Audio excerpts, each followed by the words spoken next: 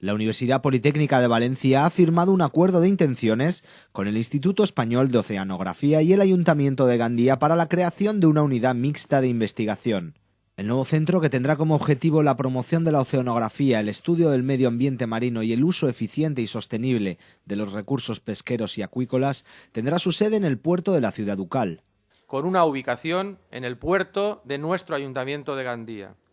que va a permitir, por tanto, potenciar todo lo que se refiere a la generación de conocimiento, también de formación, en el campo que le es propio de actividad a este Instituto de Oceanografía y que evidentemente va a tener una relación muy directa con las contribuciones importantísimas que ya está teniendo nuestra comunidad universitaria a través de esta Escuela Politécnica Superior de Gandía y de su Instituto Universitario de Gestión de Costas. Hoy he consultado en Internet y he visto un mapa donde están las sedes del centro del Instituto Español de Oceanografía.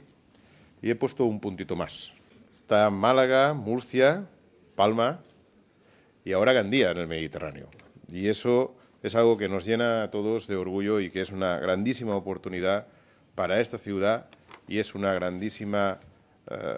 refuerzo para la propia universidad. Citando a Julio Verne, quien dijo que los recursos para la supervivencia de la especie humana se iban a agotar y sería el mar el que aportaría los recursos para la subsistencia, el secretario de Estado de Investigación, en su condición de presidente del Instituto Español de Oceanografía, ha querido remarcar cómo esa capacidad visionaria de Verne se está transmitiendo de forma contundente. Y es que del mar extraemos recursos para alimentarnos y para luchar contra enfermedades y es un indicador de las alteraciones que el hombre está introduciendo en la Tierra. Para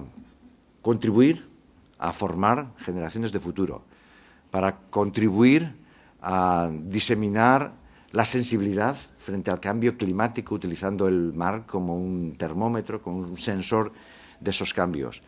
para contribuir a desarrollar técnicas competitivas de gestión de la sostenibilidad en el recurso marino, es lo que hoy ponemos en marcha.